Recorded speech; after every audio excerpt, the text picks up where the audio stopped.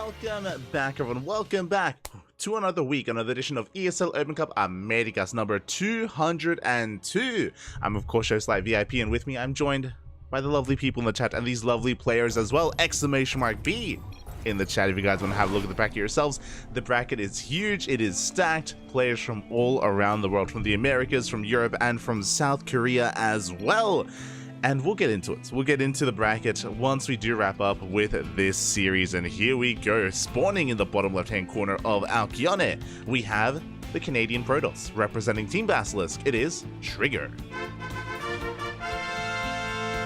And in the top right-hand corner, we have his opponents. We have the Orange Zerg. Representing Team GDA, it is Davlatos. Dave Litos? Dave Litos, yeah, okay. I'll just call him Dave. We have Dave, and here we go. Again, we're still in the early rounds of the tournament. I believe this is a round of 32 match, so plenty more StarCraft to come. But I guess for some context, the winner of this series will be facing off against Skillus in the next round. Skillus, of course, is patiently waiting for this best of 3 to conclude. And we're here to determine how this does turn out. Again, this is a fresh best of series. We've been having our eye on this for quite some time, and I'm ready to sink my teeth into it here again. Dave Latos is a viewer in the chat. I believe goes by Pikachu in Twitch chat and does drop by from time to time. So best of luck, best of luck. More of an amateur player up against a pro gamer here, a pro player, and it's gonna be an uphill battle, but I'm ready for it. I'm ready to see what we have to offer. So far, standard opener, hatch gas pool, everything's looking normal from the side of the Zerg player. No one is taking any kind of risk in going for the gold base or rushing towards the gold or any kind of hidden expansion or anything crazy like that. We have seen that in this matchup. We have seen some Zerg players, instead of expanding here at the natural, they send their first drone to this mineral patch, mine through, and then take the gold instead. And it can actually work quite well, especially if the Protoss player is trying to block your base, and it looks like they successfully have. Then you maneuver your drone over, you make it look like you're taking one of the third base locations, and you just keep going, and you take the gold instead. So yeah, we have seen some shenanigans on this map already, at least at the pro level, but here, everything's looking normal. Everything is looking as it should. Overlord gets across the map. Again, a standard opener out of Trigger as well. Nothing out of the norm. We're good, man. We're good. And as we settle into this, a big shout out to the people in the chat. I see Slowbro in the chat. Express Karma. Senor Sadtek. Papi. Hello. Hope you've been doing well. I haven't seen you streaming recently. Papi. Where are the streams? I hope you're doing well. And we have our opener of choice. Okay, Trigger. One is being a little bit annoying, does delay the third base, does force the triangular third base to be taken instead. Ling's going to be shooing this probe away. Ling's speed on the way as well, as we don't pull out of gas. But instead of a Twilight Council, instead of Stargate, we are going for a Robo first here from a Trigger. Okay, so this could lead into a lot of different forms of aggression as one drone is going down across the map, but this can lead into something like Fast Colossus. This could lead into a Disruptor drop. If this was any other player, I would say Disruptor drop makes the most sense here. Or we could go into an early Warp Prism. We can throw down a third Gateway and go for like a vanilla Stalker all-in. There's a lot of possibilities here for Trigger. I'm reading something like a Disruptor drop, but oh, we do have an Immortal first coming out, and we're building up the Sentry count. Oh my. Second Gateway's on the way. We'll keep our eye out for a third Gateway as well. Regardless, Trigger, he's building up an army here on 2 bases.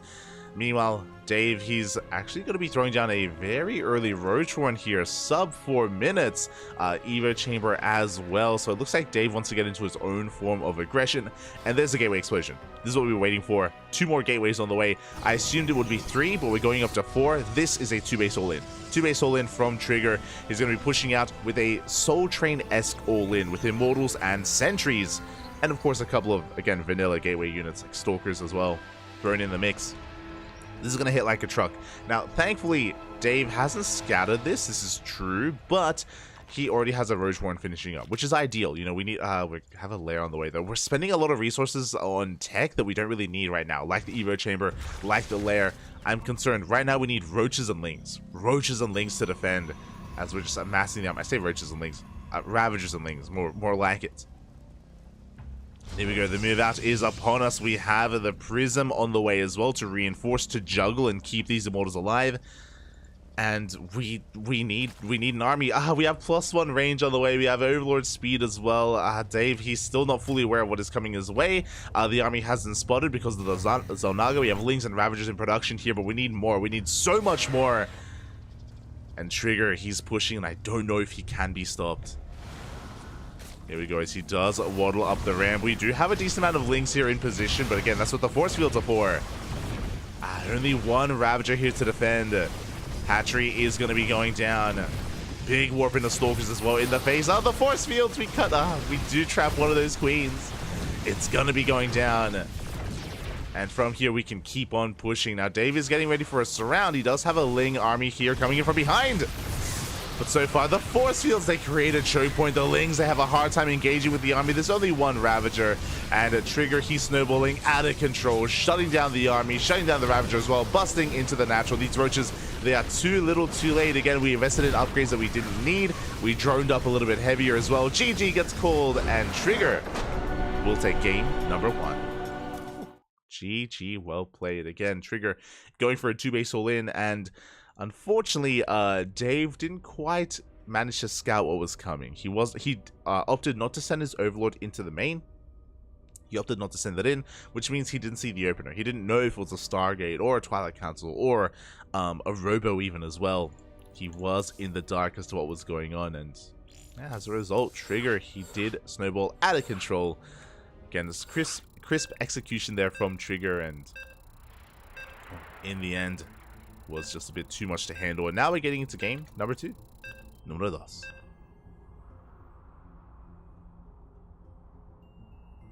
Catching up. I did today. It was small. Oh, okay. Fair enough. I love the new Macca's mode. Macca's? True. It's been happening a lot these past couple of days. There's been a lot of red and yellow, or red and orange. Red and yellow specifically. But here we go. We're getting into game number 2, and spawning in the bottom right-hand corner of Hard Lead, we have the Canadian Protoss, the red Protoss, representing Team Basilisk. It is Trigger. And spawning in the top left-hand corner, we have as opponent, we have the orange Zerg player representing Team GDA. Down in this series, but not out. It is Dave Litos. I had to think about it for a minute. But if you see anything other than blue and red, it is not standard. The players are picking their colors. As we load into lobbies, very often players pick their colors. Like, for example, a lot of the Polish players, they pick purple or pink. Like, I should say Polish Protoss players. So, you know, oh my, as Trigger's going for a proxy. My apologies. I was going to get into a bit of a rant there about some of the colors that players do prefer, but here we go. We have the pylon thrown down. We have a proxy 3-gate here, completely walling off the Zerg player from this pylon. We do have some good surface area here on this first gateway, but alas, the pylon is safe and sound. The other 2 gateways are going to finish here, and unfortunately, Dave doesn't have the best surface area on this actual gateway. This one drone here doing its own thing, and as a result, yeah, more drones have to be pulled. This does not bode well. This does not bode well here, as Dave is in a lot of trouble. These gateways are going to finish up. The center gateway is going to be going down, but I don't think Trigger minds, as he actually does let it finish as well. Ay. Hatchery. Okay, we're going pool hatch. Okay, pool hatch. A couple of Lings are on the way. The wall is looking solid. And Trigger is getting away with this. The Zealots are going to be popping out. The Spine Crawler is late, and if Trigger wanted to, we could actually go up into the main. For now, we're going for secure damage here on the low ground. Additional Zealots are on the way. Behind this, we do have a Cyber Core being thrown down, so eventually, this is going to be working towards Stalkers. For now, Zealots. And we are slashing away at the Natural. Natural Ace is going to be going down. A bit of a late reaction here. Yeah, it is too little too late. Pulling the boys to try to save this, but there's no saving that hatchery. We're going for the surround. But the positioning here, reducing the surface area in between these mineral patches. And just like that, these Zealots are going to have their way with the Lings. The Lings go down. The drones are going to be forced to go back into the main. Again, like, it does feel like Dave, it's maybe his first time, one of his first times dealing with something like this. Very haphazard, and amidst all this chaos, Trigger, he's taking advantage. Taking advantage of all the chaos here, of the expansions that are trying to be thrown down. We do maneuver our way into the main base. The Spinecrawler's out of position. The hatch, oh sorry, the spawning pool is exposed. Gonna take a couple of hits, and I assumed it would be Stalkers, but no, it's gonna be Adepts. Adepts are on the way, and they can one-shot Workers. Oof. They can one-shot drones, and we're going right for the drones as well. Again, really good positioning here from Trigger, making use of the mineral line, reducing surface area, just not allowing the army to engage. Spinecrawler is slowly pushing forward.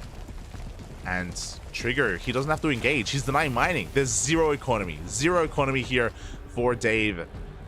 That's all he needs to do. Ah, that's a kill, not a cancel. Ah, it's a kill, not a cancel on that Spinecrawler. And we're going straight for the spawning pool. Without the spawning pool, we can't do anything here. No more queens, no more lings. GG gets called. And Trigger will take the series 2-0. Oh. GG. GG, well played. Trigger able to snowball out of control once again, able to this time be the aggressor here, and did end up taking down Dave 2-0.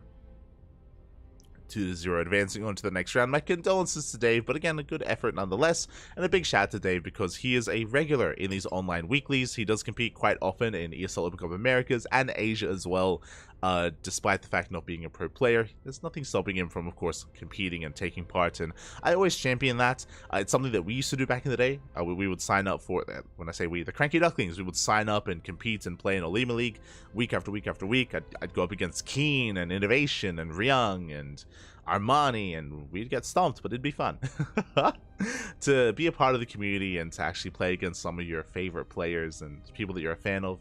So much love here to Dave. Does bow out, but good effort nonetheless, as Trigger advances on. He advances on to face off against his next opponent. Ooh.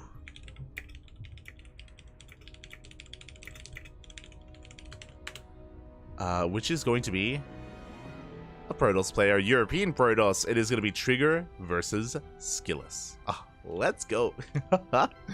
Players are conducting their vetoes, and we will soon get this underway, but we can also take this moment to have a look at the bracket and catch up with everything that has been going on. Ooh. Again, exclamation mark B in the chat if you guys want to have a look at the bracket yourselves. As we quickly hop on over.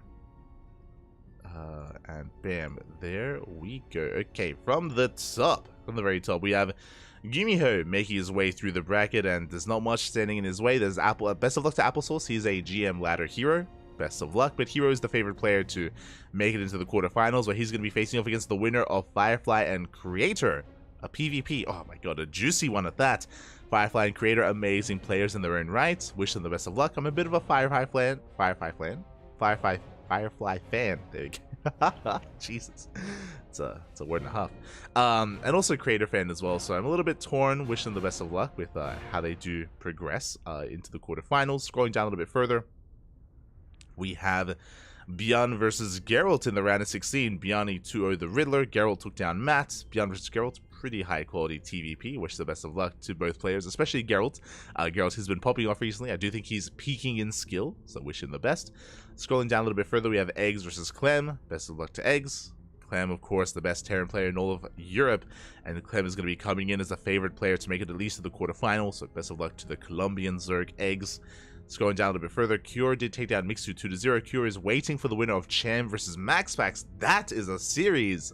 El Chamaco versus the Danish Prince himself. So best of luck to Cham. MaxPax obviously is the favorite player to make it to the quarterfinals to face off against Cure. So best of luck to Cham.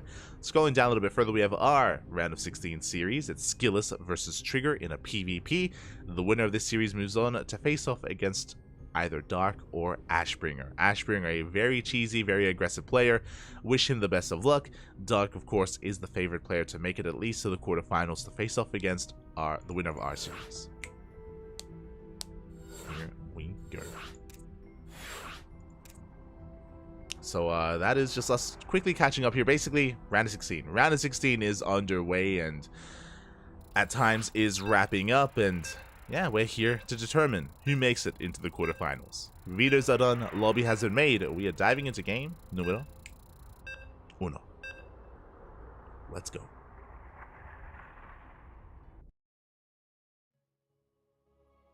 We have to update the Twitch title and we can catch up in the chat as well. Catching up.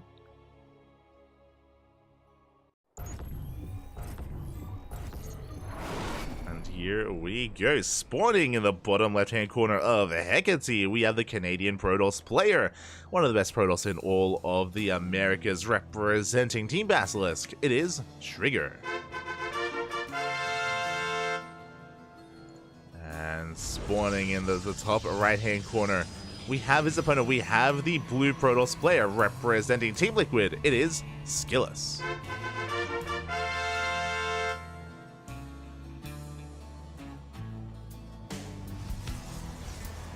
Oh, here we go. And yeah, for those wondering, of course, Pikachu in the chat was the player that we just cast. Pikachu equals Dave. Love to see it. As we are settling on into this, and yeah, so far we have our PvP well underway. So far nothing too crazy. The initial pylons are being thrown down here on top of the ramp, so we do have some double gate openers that are going to be upon us. As we're even just quickly checking the natural base, making sure that everything is on the up and up before throwing down that gateway as well. So again, 2 gate opener from Trigger and Skillus. Is wondering, there is no ramp leading into the natural, so it is considered unsafe to go for gate expands on a map like Hecate, and yeah, our players are just respecting that, respecting the map, respecting each other, and going for standard openers. And now we're looking to scout. Now we're looking to get a read on what exactly is happening, and the first 2 units coming out. Our favorite game in PvP. What first 2 units? Are we going to see double Stalker? Are we going to see double Adept? Stalker Sentry? Or even Stalker Adept as well. Again, different variations, they lead into different forms of aggression, into safer play, more defensive play even. So we'll see what we go for. See what kind of opener we do devise here, as Trigger has prioritized gas mining back at home. The Cybercore is just now finishing up. We have double Adept here from Skillus and double Stalker from Trigger. Now, the double Adept, of course, is a lot more aggressive. 2 Adepts do one-shot probes. The goal here is to zoom across the map to threaten the main base and maybe even shade into the main itself, and even get some faster scouting information, because the Adepts, they do get across the map faster than Stalkers. Speaking of, we do have Trigger with double Stalker, a much more robust army composition designed to shut down any kind of aggression here. In a head-to-head fight, the Stalkers, they will come out on top. So just a way to secure yourselves. A way to secure our bases. Ooh, as we're doubling down, double Adept into a 3rd and 4th Adept, and we could even go into a 5th and 6th Adept after this as well. Into an expansion. We're not delaying our expansion for too much longer. Behind this Trigger, going into double Sentry, so he's going to be looking for some scouting information. Sentries, they give you access to hallucinations, and the hallucination scout will give you everything you need to know about what your opponent is up to. But you do sacrifice some firepower. You sacrifice the ability to deal with a more aggressive player. Up! Oh, we do throw down the pylon just in time. We do wall off. Adepts are going to be threatening. Once we see these Adepts, the Sentries, they back off. These 2 Sentries, they are also vulnerable to going down to the Adepts as well, so we have to protect them. We have to babysit these Sentries, keep them safe, keep them alive. And when it comes to the amount of Adepts, there's the 3rd and 4th Adept, and we do have a 5th and 6th, so very aggressive play here from Skillus. Now, this is the sweet spot. Going up to 6 Adepts, this is enough DPS to shade, and if we do see a pylon or a shield battery on top of the ramp, we do have enough DPS here to actually power through that and fight through that wall, break through, and bust into the main. And here we go, the mass Adepts are moving out across the map. We are not just with 6 Adepts, we have 8 Adepts even moving out. This means that basically we need to see this ahead of time and throw down a gateway, not a shield battery or a pylon. We need more HP as a part of this wall. And here we go, the shade is upon us. Trigger, he should be able to throw, oh god, does throw down the wall, is going to be a pylon. No, we commit to the natural. We don't quite commit yet. Skillus still testing the waters.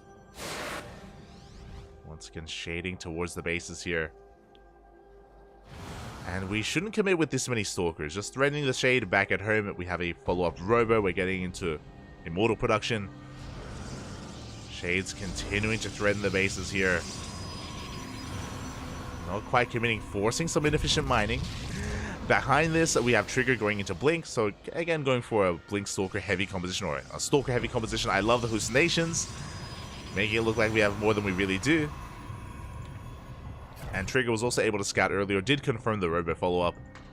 So this Robo means that Skillous, he's going to be lacking when it comes to the maneuverability of his army. He has no blink. No blink, but he's going to be able to make up for that with more Immortals instead, which makes sense. Because of the Adept-heavy opener, in a head-to-head fight, Skillous is in some trouble. Like, these Adepts will die to the Stalkers, which is why we need Immortals to support. Which is why taking into a Twilight Council would be the death of Skillous. Like, he needs something to supplement his army. So the Robo was necessary. Now we're getting into a Forge here for upgrades. Trigger continuing to scout. He does get eyes on the third. He does recognize now that Skillous, sure, he was posing and he was threatening here a big shade. Didn't commit. Kept Trigger contained to 2 bases and took a faster third. So Skillous is going to skyrocket ahead economically. And now the onus is on Trigger. Now Trigger, he's throwing down more gateways. We're going up to 4 gateways. Blink is done. Prism is on the way. Trigger is pushing on 2 bases. Now, this isn't an all-in. We are going to be setting up for a 3rd base here at the triangular 3rd location. But it's late, which means Trigger, he has to do some damage here to make this worth it. To make up for how late his 3rd base is. But pushing into these Immortals is going to be difficult. Again, Skillous may not have Stalkers, but he has Immortals, and the Adepts do a great job at just buffering and soaking damage here for these Immortals. Being a shield for them. Sentries as well for Force Fields, and here we go, Trigger is committing. Pushing up the ramp, there's that 3rd base thrown down, but we still need to get some damage done. And he can go for the Sentries. Maybe even an Immortal as well. Does trigger those shields. On one of those Immortals, the Adepts are going to be threatening a shade, and we may commit just to focus down the sentries. We commit. 1 sentry goes down. 2nd sentry is going to be barely saved, and Trigger, he dives into the main base, force fields the ramp, and there's no blink. Skillous, he's zoned away. He's out positioned completely. He cannot push up this ramp into the concave. We need another sentry, and we will barely force field the ramp once again. Probes are going to be going down. We depower everything. A bit of an Artosis pylon does get shut down. Nothing in the main base is powered. Workers are going down. The Immortals, finally they can engage. The Immortals, they were zoned out completely, and now we can push on forward, but we can focus down the Immortals.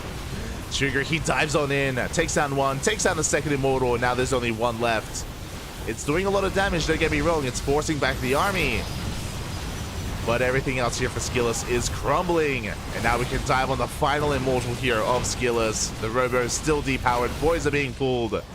And Trigger, he has snowballed out of control. Again, really good movement here out of Trigger, taking advantage of how immobile Skillous' army is. And he focuses down the last Stalkers. Probes remain only probes. And Trigger, he can just kite to his heart's content. GG gets called. Trigger will take game number 1. GG. Again, there was a lot of pressure on Trigger to make something happen with that army, because he was falling further and further behind in the economy. And as we mentioned, you know, like Trigger, he was able to outmaneuver Skillous, was able to rotate around towards the natural, dive into the main, force field the ramp, and take control of the main base of Skillous. Very well done. GG. With that, Trigger does take a lead in the series, but only a lead. It's a best of 3, plenty more games ahead of us. Of course, Skillous has the opportunity here to take a game and to tie things up. Here we go.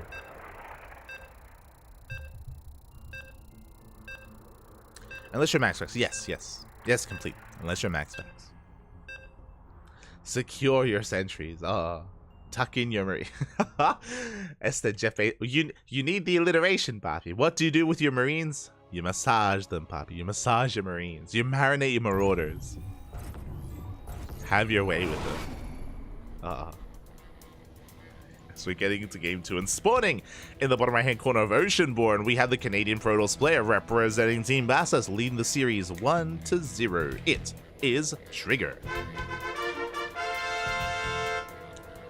And spawning in the top left-hand corner, we have as opponent, we have the blue Protoss player representing Team Liquid down in this series, looking to fight back. It is Skillous.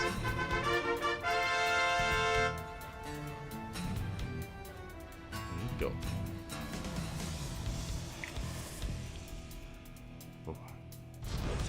We are going to be getting into this. Again, Skillous, he's up against the wall, and he's not faltering here. Going for the gateway on top of the ramp. going for a 2-gate opener. Likewise, so is Trigger.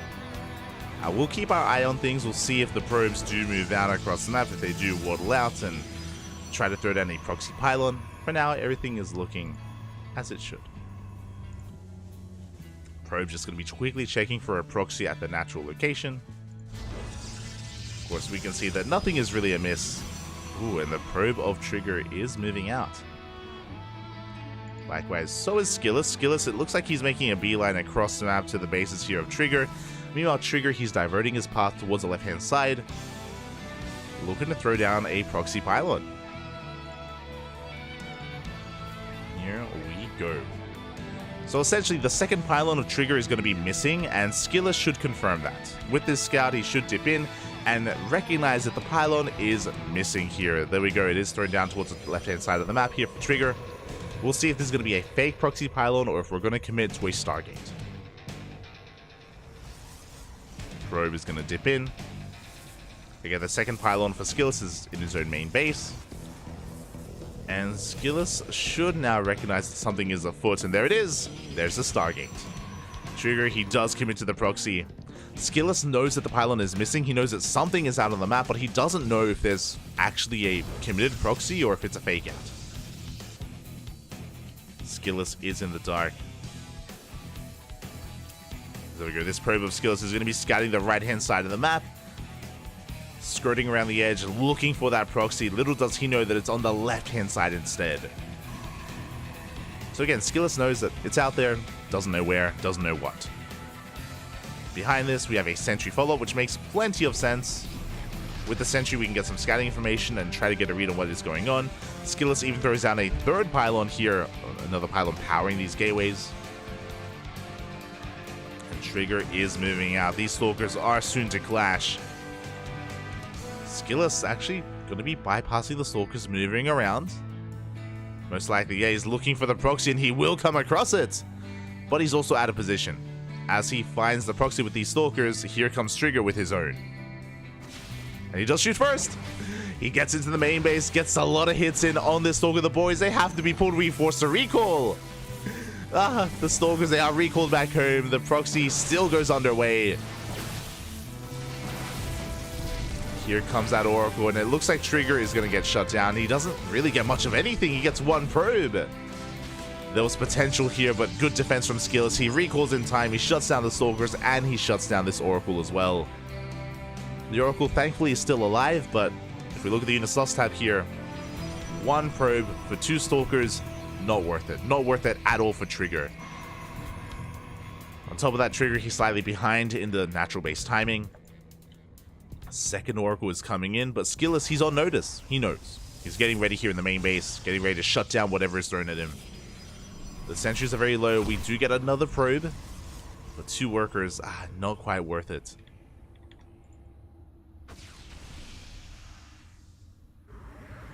Meanwhile, the army is dragged out of position, but there are three stalkers here in the main. Yeah, we do see that Skillus is looking solid. He is taking a lead. Trigger has to back off, licks his wounds, getting into his own blink timing. Both players going for a Twilight Council, both players going for blink. Skillus is still stuck at home, but Skillus is enjoying a much stronger, a much larger stalker army.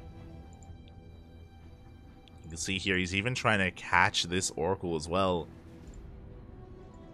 The wall! Oh, as the Adepts, they shade into the main base. The wall is not a wall. And two Adepts, they one-shot workers. They take down one. They take down the second.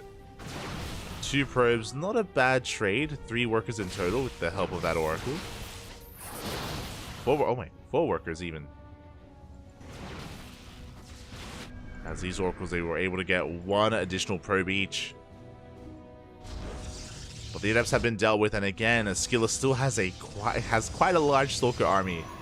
Behind this, Trigger taking a more defensive position. Skillus, he just takes a third. Instead of counterattacking, and I do think that Skillus had the opportunity to counterattack, no, he's going to be chilling back at home, taking a third base, just securing himself and getting ahead economically. Trigger, one step behind with his third base timing. As his Oracles are racing back home, Trigger, I mentioned before that I expected Skillus to move out. Trigger is assuming the same thing. He's throwing down stasis traps, he delays his own base, throws down a shield battery, and all of this is for naught because Skillus is just taking a third. He's just taking a more economic approach to this, not an aggressive one. Behind this, we see Trigger getting into a Robo, working up towards his Immortal count. Skillus, he's refining his Stalker army, getting into a Forge and +1, working towards eventually Charge. He does cancel for now, sticking with pure Blink Stalker. And the Stalker army of Skillus isn't just going to be larger, it's going to be higher quality as well, with +1. Meanwhile, the Oracles, they do get eyes on the third base timing. Trigger now knows that he's been a little bit bamboozled, and his opponent is going to be able to have a much faster third. So now Trigger knows that he's behind economically, and Trigger knows that he's going to have to work his way to catch back up. We'll see what kind of approach he takes. We have a Charge on the way, +1 attack on the way as well for Trigger. Is, again, one step behind when it comes to the upgrades of Skillus. So there is a window. There is a window where Skillus has +1 and Trigger doesn't. Skillus even immediately taking the fourth. Oh my god. Taking the fourth base. He was already ahead, and now he's looking to get further ahead here, or just maintain his economic lead is maybe a better way of putting it. With that faster third, Trigger just trying to turtle on up, throwing down additional stasis traps.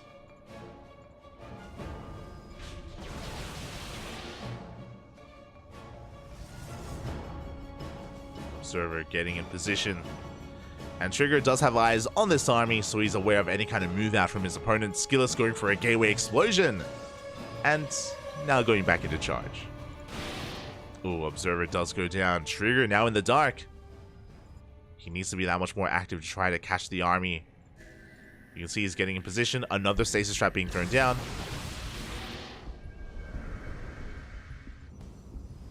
Trigger is moving out. Has he seen the fourth? He has seen the fourth base. He knows. Trigger getting his own fourth as well.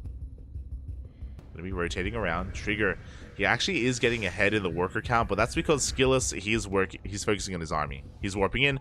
Prism is on the way. Skillus is soon about to break free. He's going to be pushing. He's going to be committing to a massive attack. +2 is on the horizon as well. And we'll see if Trigger can keep up. Looking at the units tab here, Skillus still has a Stalker lead. He's got 26 to the 21 of Trigger. Trigger is now tying up the upgrades here with +1. There is going to be a timing where Skillus has +2 over the +1 of Trigger. Skillus, he spots the army movement. He's keeping up. The Prism has arrived. It's with the main army of Skillus. He can push out. Up. Oh, nice blink from Skillus. He does trigger that stasis trap. He catches a couple of Stalkers. We still have a minefield here of stasis traps, and they're being baited out. Oh my god, Skillus. Not taking a single stasis to the face. He is pushing again. Skillus still has a Stalker lead, and Zealots in the mix as well. Skillus up in army supply quite heavily. Trigger, he's been probing. He's probed up to 80. Has he made too many workers? I'm concerned. Trigger, he has now a better economy, but he has a smaller army. Here we go. Skillus is pushing in. Pushing up the ramp again. Skillus, he hasn't taken these gases, going or just reinforcing with pure Zealots. Decent stasis trap. Decent stasis trap does go off. Skillus up 20 army supply. And it looks like he is out-positioning his opponent. The concave here is real. We do have the overcharge, but the shield battery gets focused down.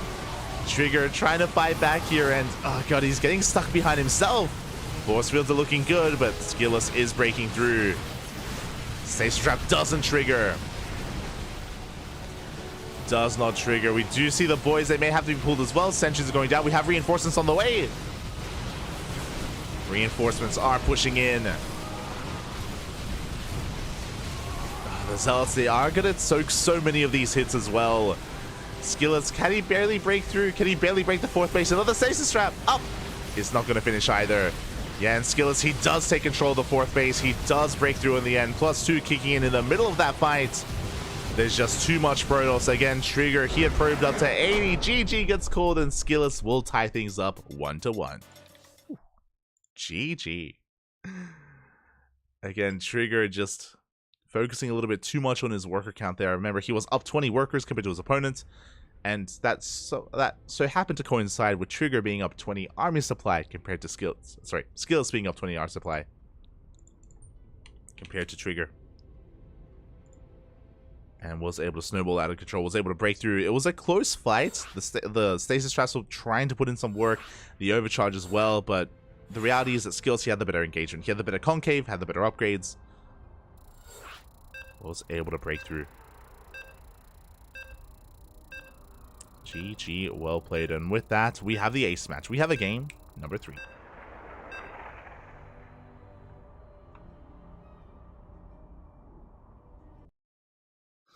You're all animals. What are you doing to your ghosts? Don't put them in your mouth. Why are you gargling them?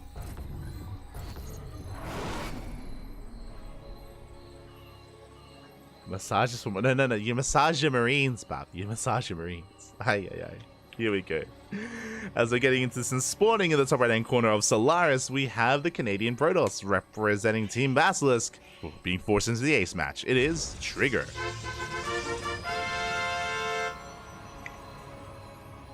And spawning in the bottom left-hand corner, we have his opponent. We have the blue Protoss representing Team Liquid. It is Skillis. Restrain your Ravagers. Oh my. Why are you tying up your Ravagers? Why are you tying them up? Let them be free, Paki. Let them be free. Feels bad, man.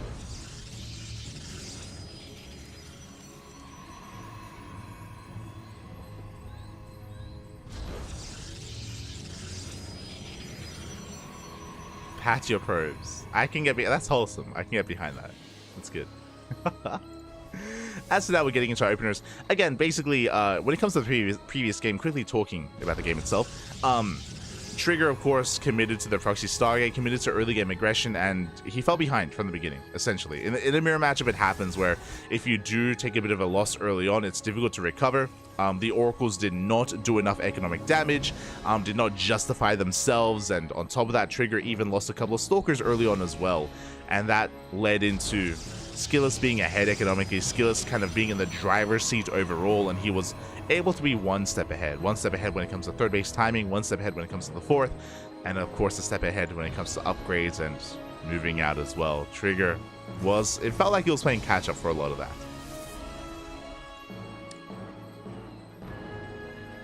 And in the end, it did just commit a little bit too hard to probing just because he knew he was behind. And this time, the turns have tabled, and Skillis is going for a proxy Stargate. Here we go. Beautiful. Stargate is on the way. For the time being, Trigger is in the dark. Trigger actually skips the probe scout. Uh-oh. Upon skipping the probe scout, he's not fully aware of what's going on, but he goes for a sentry opener. So with this, he's going to be able to send a hallucination across now to get a read on what's going on. Trigger going for a robo opener, actually. Very safe play. This could lead into a one base all in from Trigger. Curious. Proxy Stargate against the robo. So with this, Skills is looking for economic damage. With this robo, we could throw down a third gateway, make a prism, and just go for a one base all in. Or we could even defend and go for immortal production early on. If Skillis happened to be being overly aggressive, we'd be able to shut that down. Shield battery is thrown down just in time. Hallucination is moving out.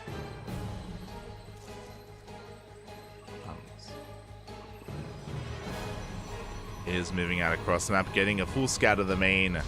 We do get eyes on the late tech, which means we know that there's a proxy. Robo is thrown down across the map. And here comes that Oracle. Adept Shade's in. Oh, we commit to the Shade as well, and it takes 2 shots to kill a worker. 1 worker goes down. Only 1. But the Oracle dives into the main base. Trigger, he's in position. Losing 2 workers in total. 3 even. And the Oracle does make it out. We get a 4th probe. Pretty good. Not bad. Not bad damage also over here for Skillis. He gets 4 workers. He has a 2nd Oracle on the way. And Trigger is going to be stuck at home. Again, he did make this Immortal a little bit afraid that there was more aggression coming his way. He's going to be safe against a ground assault, but There isn't a ground assault. It's in the air. As Skills, he's building up his own immortal counts, getting his expansion up and running. And Trigger, as a result, has taken a worker deficit.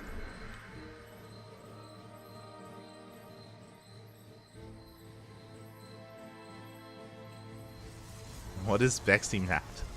That's a deep cut. That's a deep reference. If you know, you know. Let's see, we go. The Oracles, they dive into the main base. That meme actually has nothing to do with me. That's a steel mold meme. Look, that's what happens when you cast too much StarCraft. Your brain gets scrambled, or maybe when you get a little bit older, your brain gets scrambled, and you just can't pronounce things anymore. You just Ay. Shaking my head. That's Steel Mode trying to say next map. That's what that is. Ay.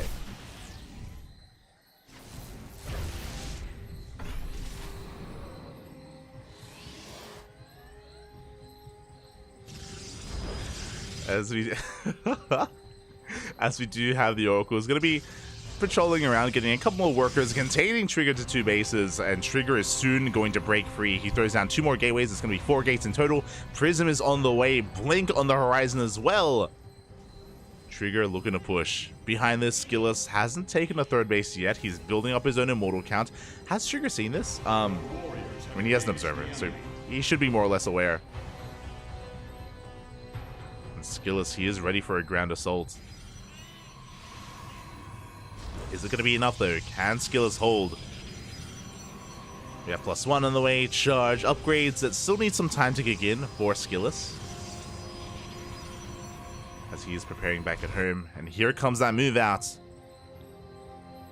Again, Trigger, he can warp in 4 Stalkers at a time. He's going to have Blink with this push. Sentries for Force Fields. Immortals as well. Meanwhile, behind the Skillus, instead of expanding, he throws down 6 oh my god, 6 gateways are on the way. Skillus himself is committing to 2-base play. Ay, and who does this favor? Again, these upgrades are still on the horizon. If they finish up in time, then maybe Skillus can hold on. The Trigger, he is going to be spotted. He's going to be biding his time here. He's going to shut down this proxy. And this is giving Skillus the time he needs to get into these upgrades. He's preparing back at home. Immortals have been spotted. Trigger does throw down an expansion. Does throw down the 3rd base. And he sees the lack of 3rd. He backs up. Wise choice. Trigger, he pushes out. He's like, alright, let's go. He's like, oh, hold on. He sees all the gateways. He sees the lack of 3rd base. Trigger is racing back home. And it's going to be Skillus who's the aggressor. The turns have tabled. Initially, Trigger was going for a 2-base all-in. Recognizes that it's not going to be the wisest of moves. He backs off, he expands, and now it's going to be Skillus that moves out. Oh boy. Here we go. Again, both players cutting workers at around 45. But there are going to be so many Zealots with this. Again, we're up to 8 gateways. It's all or nothing for Skillus. Can he break through? Can he break in? Getting on top of that shield battery. We do have, though, Trigger up in army supply, up in Stalkers even. Overcharges popped. We keep the shield battery alive. And we're forcing back the army. Oh, the Miss Rally. The Immortal. The Immortal is up. Barely going to make it to the main army. The Immortal barely does survive. More Zealots are on the way. And again, we may have more Stalkers, but Zealots, they do a great job at just tanking shots. But do we have enough Zealots? We're trying to break on 4 of the Oracles. They're coming from behind. They're going for the mineral line. The Zealots are being shut down, but the Stalkers are being forced back. We're down to 1 Immortal left for Trigger. 1 Immortal remaining, and we're getting on top of it. We're trying to, at least. Zealots pushing in, getting stuck behind the army. But it looks like there may just be too much here. 3 Immortals against the 0 of Trigger. Trigger, he wasn't able to juggle. He wasn't able to keep them alive. This all-in was just a little bit too much, a little bit too powerful. As Skillus has broken the natural. He's pushing up into the main as well. Again, he had the upgrade advantage. He had the better army composition as well. GG gets called, and Skillus will take the series 2-1, eliminating Trigger. GG. GG, well played. Ooh.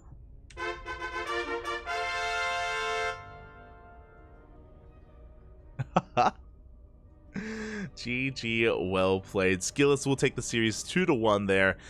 Interesting dynamic where both players initially wanted to 2-base all in, and Trigger had to pull away from it. Skilless embraced it, and again, Zealous, they do such a great job at just tanking shots, being a buffer zone for the Immortals. With 3 Immortals, Skilless, he just went to town on those Stalkers. Not just on the Stalkers, he was also able to focus down the Immortals.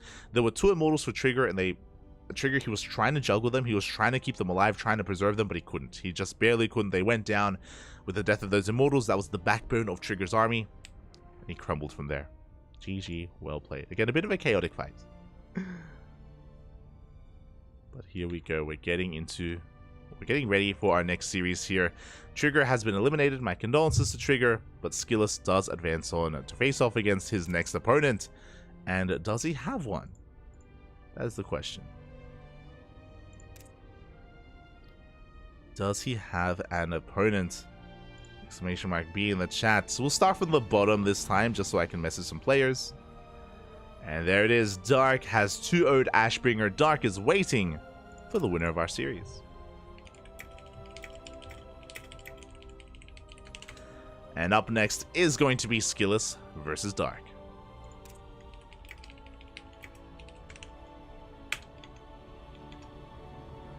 Let us set that up.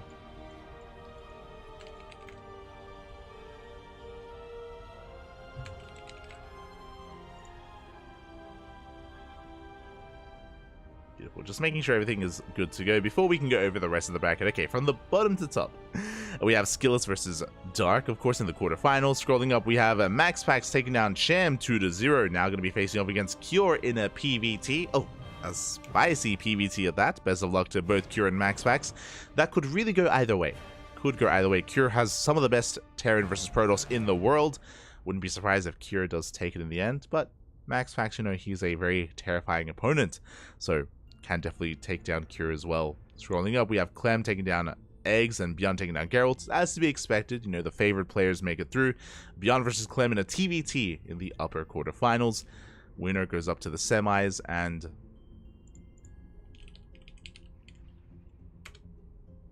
we scroll up a little bit further here. We have Gumiho versus Fire. Oh my god, Firefly! Let's go! You love to see it. Firefly did take down Creator 2-1. We always talk about Firefly. Mate, in these online weekly tournaments, he's always popping off. Does pop off in WTL as well, but in these online weeklies, he takes down Hero, takes down Classic, takes down Creator. Firefly goes crazy here in these PvPs, and taking down Creator is a massive win for Firefly. Now he's up against Gumiho. Wish him the best of luck. It's going to be an uphill battle. Gumiho is going to be the favored player, so best of luck to Firefly in that best of series. They are going to be facing off in the upper quarterfinals. Winner plays against the winner of Beyond vs. Clem. So basically, all quarterfinals matches. All the quarterfinals matches are underway, and we're here to determine who makes it to the semis.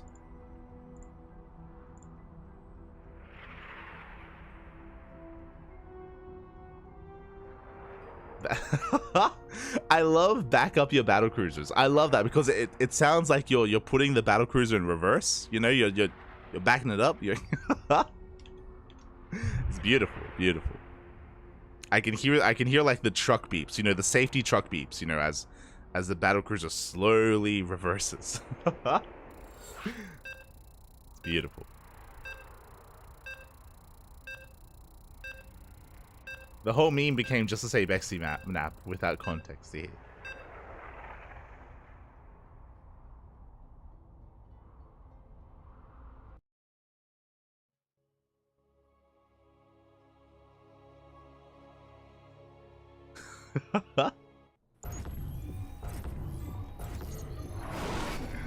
Aye.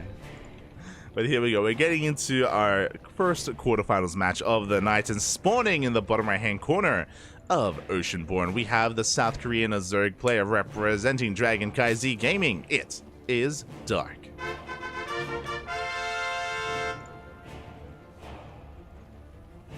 And spawning in the top left-hand corner, we have his opponent. We have the Blue Protoss representing Team Liquid. It is Skillous.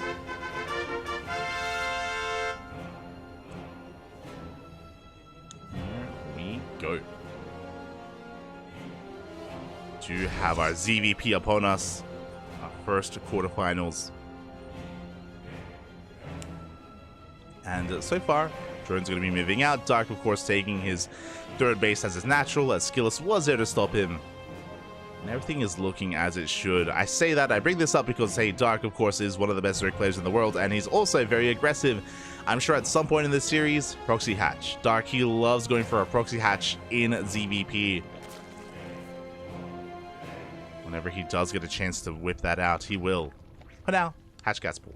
Stay in the opener. Stay in the opener. Of course, Dark has been patiently waiting for either Trigger and Skillous, and he has been warmed up because he did take down Ashbringer earlier on in another ZVP.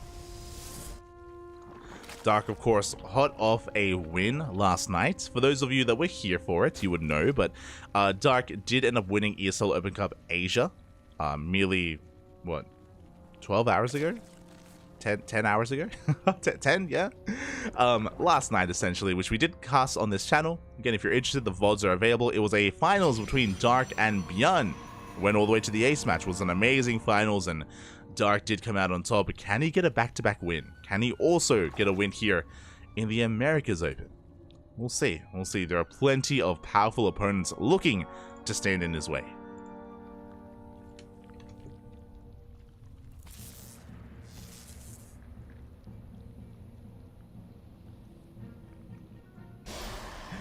And until then, we are just in the midst of this PvZ. So far, nothing too crazy. It is going to be a Stargate opener here from Skillous. Everything is looking normal. And I'm excited. I don't get to... I wish I could cast more Skillous. He's a very unique player. And usually when Skillous does play out his series, he has his own kind of flair. He has his own style. He plays mainly standard, but he has his own kind of twist to things and his own flavor, and I'm ready for it. I'm ready to see what he brings to the table against Dark specifically. I feel like playing straight up against Dark is a difficult thing to do. So I wonder what kind of twists and turns Skillous is going to bring to the table. For now, First Adept is going to get across the map. Queen is in position. Lings as well. Natural base is safe for the time being. And Skillous is going to threaten his shade into the main.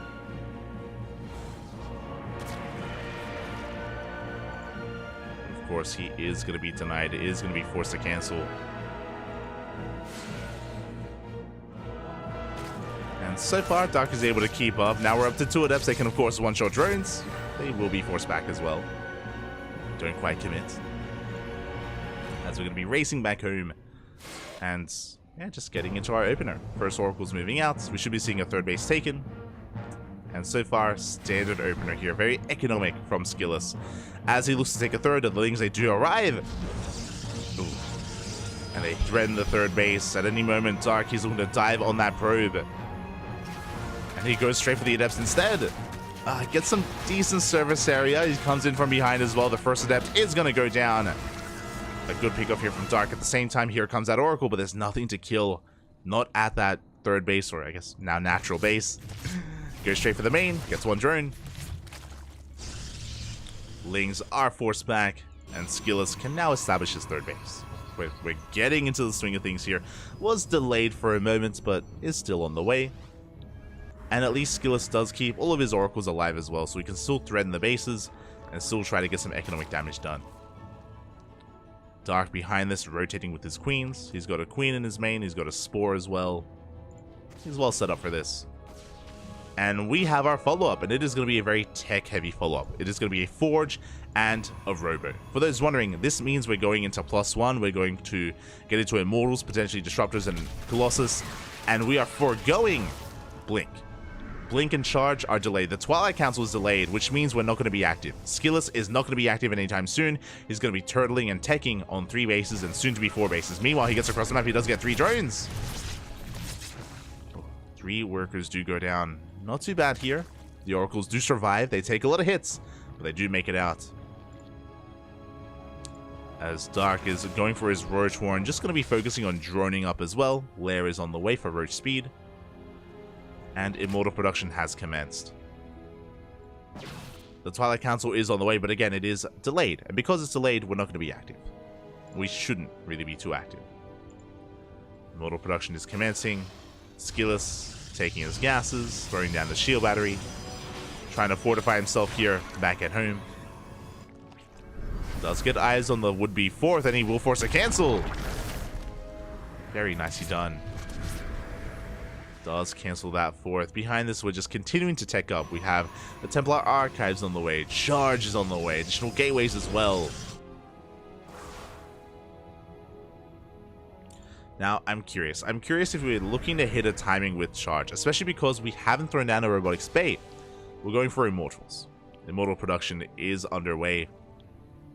Meanwhile, because Dark recognizes how defensive Skillus has been thus far, and he's only been aggressive with Oracles, Infestation Pit. We're taking up to an Infestation Pit into a would-be hive. We have +1 range on the way, which means Dark is working towards Lurkers. Again, really good read here from Dark. He recognizes that his opponent isn't being aggressive anytime soon, so we're just looking to tech up very heavily here into a hive, into Hydra Lurker Viper. Now, what I will say is we have a Gateway Explosion. So, even though Dark is teching, there is a window where he's vulnerable. There's a window before he gets into Lurkers. He does spot the Immortals, and he does see the lack of fourth. But there's the fourth base now on the way. And Dark confirms that. He should confirm that. There we go. He does rotate up. He does see the hatchery. Sorry, he does see the Nexus. Fourth is on the way. But Charge is about to kick in, and we are hitting a timing. With Charge and +1, more gateways are on the way. Skillus is pushing now, and Dark isn't ready for this. He's droning. Again, he's assuming my assumption earlier that we would be taking up into Disruptors and Colossus and saturating the fourth base. Whereas that is not what is happening. Lurker Den on the way. Again, Dark, he needs time. And Skillus isn't committing. Wait, didn't we make a War Prism? It's staying at home. War Prism is staying back at home. Skillus, he threatens a push, but he backs off. He doesn't commit. He's going for a big warping of Archons first. Second Robo's on the way. Oh, it means Skillus, yep, he is teching. He is saturating that fourth. He isn't pushing, which means Dark is getting away with this Lurker Den.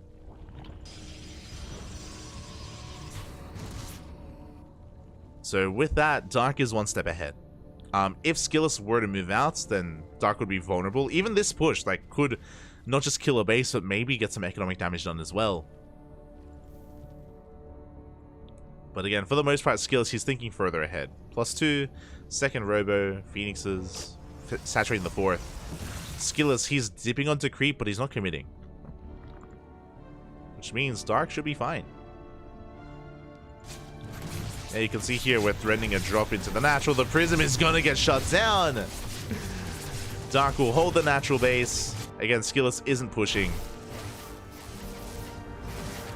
And Dark has gotten away with Hive Tech. Hive upgrades are on the way. Lurker Den is done. And against a ground army, Hydra Lurker Viper is king.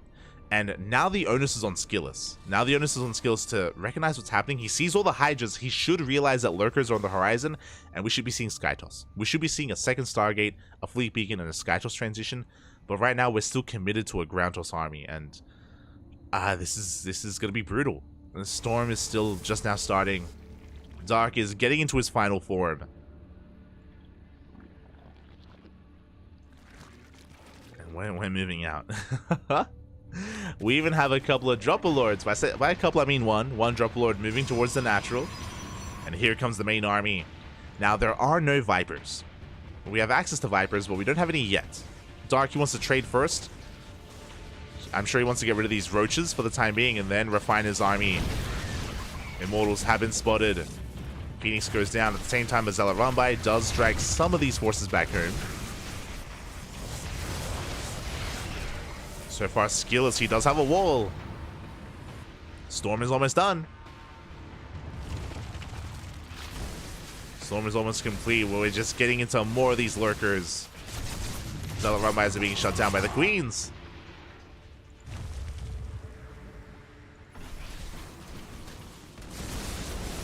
Getting shut down. We're diving onto the Lurkers are not done.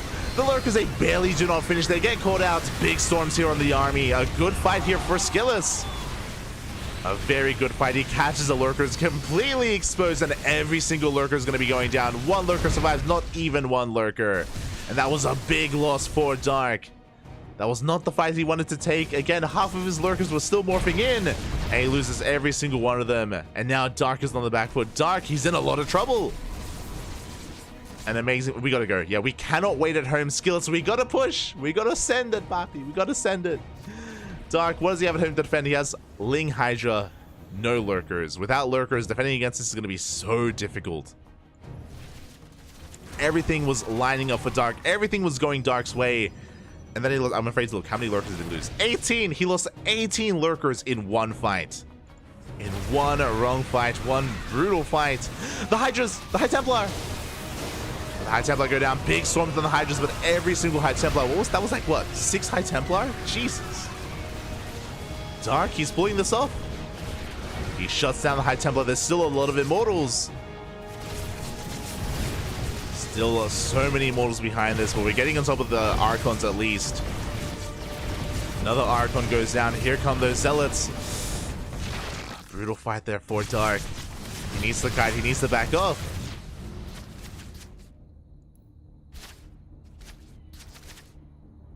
And Dark survives, and there we go. Lurkers are now in production.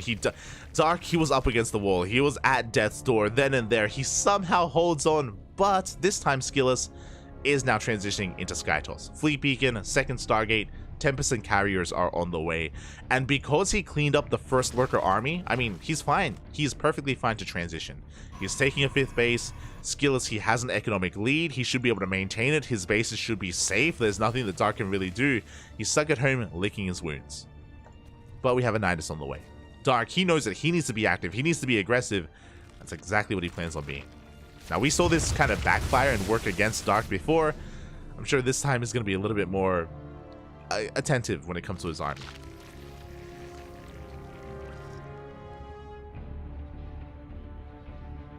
Here we go. Skillus, meanwhile, building up a solid Immortal count. Nidus into the main base. We have the Nidus going into the main base at the same time. Hydra's pushing on the left-hand side. Gonna be threatening that base, but we do have cannons, a shield battery as well. But the Nidus finishes! The Nidus does finish, and we do outposition Skills. We take control of the ramp. There's no getting into this base. Not up this ramp. Not like this. Again, we're just getting a better concave. High Templar, they try to push in, but I mean, how do we push up? We can't. Storm gonna try to zone back some of these lurkers. But yeah, they do reposition. And Skillus, he has lost control of his main base. Everything in the main is going to be going down. The carriers as well get shut down. The fleet beacons, the stargates, and everything goes down. GG gets called. And Dark will take game number 1. GG. Going for the jugular, going for the main. And again, once Dark got control of that ramp, once he got all of his lurkers in position, there was no pushing up it. It was impossible. Skillus tried, and he died trying. GG. GG, well played. Whew, that was a roller coaster ride of emotions. That went one way and then the other. Initially, we'll let them know.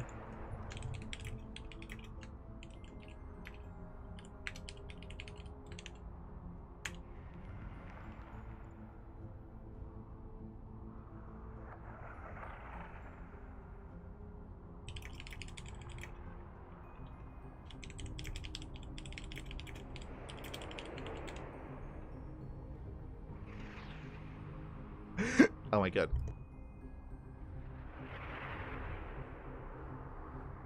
As with that, we do have Dark taking a lead in this series, and everyone else is joining us. All the casters, we're all coming together, Papi.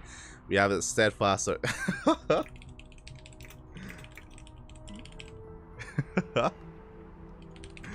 And are we gonna do this? So we got Enki, we got Steadfast, we got Mapu. Everyone's coming together. And I may have someone joining me for the first time. I don't know how this is gonna go. We've never casted together before. Are we doing this? Oh, let's go. And then I have to figure out how to make Discord listenable. Oh. Hello? Hello. Can the people hear me? Can you hear me? Hello? Don't hear light. That's not a good sign. No! Papi! Senor Pollo! Are you there? Ah! I can hear you. You can hear me, but I can't hear you. Why is that? No! Ah. Because I had clicked the mute button on you at some point. I don't know when that was. Like, why can't I hear you? I muted you, but that can't be the problem. That's fine. That can't be it. Yeah, I don't know. I don't know how that could possibly have happened.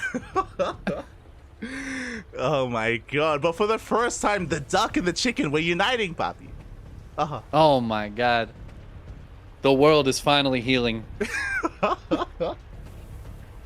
Let's go. Do you want to observe, or do you want me to who do we want to follow, like camera wise? Oh, that's a good question. I think there's lots of people in this game. Uh-huh. So I don't know how to follow somebody specific. I feel like there's a button for that. Oh, Control Shift. I don't remember what it is. Control Shift O. You can get a list. Control Shift O. Oh Yeah. my god. Look at this production. You're a professional. I'll follow you. I think you're a better observer than I am. Oh, okay. All right. Bobby, take it away. All right. Well, this is game 2 of the ZVP. Spawning in the lower right-hand corner of Hard Lead, we have Dragon Kites's Dark. And spawning in the top left-hand corner, we have his opponent. We have the blue Protoss player representing Team Liquid. It is Skillous.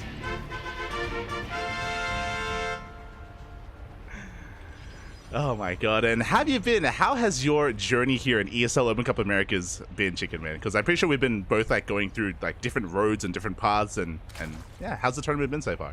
Oh yeah, I mean it's always pretty great. I love when we get to the part of the tournament, the Americas tournament, when there's just absolutely no Americas players anymore. It's great. That's my favorite part of the day. Yeah. I was hoping Trigger might keep us going for a little while, but Skilla said no. Smurge, Papi, Smurge. Yeah. No, it's good. It's good. I love the America's Cup. Mm-hmm. I tried to wake up for Europe this morning and it just didn't happen. Yeah, that's fair. It often goes that way. Yeah, I'm not awake for Europe either. I just, but I guess for a different reason. But yeah, it's been a lot of fun. We were lucky enough to we followed Trigger from the start of the tournament, and he had a good run as well. He went to the ace match against Skillous in a PvP. It was chaotic. It all ended in the ace match where Trigger tried to all-in Skillous, and then he realized that he was going all-in against Skillous, was going for a 2-base all-in himself, and he was like, oh, and he raced back home, and then Skillous like chased him and overpowered him, and it was crazy. It was everything you wanted in a PvP. It was beautiful. I love it. Can't get enough PvP. Let's what happened in game 1 of this series? I missed game 1. Yeah, game 1 was on Oceanborn. Skillous did go for a very tech-heavy style. He delayed his Twilight Council, went for a Robo Forge, and he was building up towards like an Immortal Archon composition, getting a 4th base, being very passive, very defensive. And Dark caught wind of it very like straight away, and he teched up the Hive and Lurkers very quickly. He's like, oh, you're not gonna attack, so I'm just gonna tech up heavily. I'm gonna race the Hydra Lurker Viper, and things are looking dire for Skillous. And then Dark pushed out with half his Lurkers and was morphing in like another 8 Lurkers on top of himself.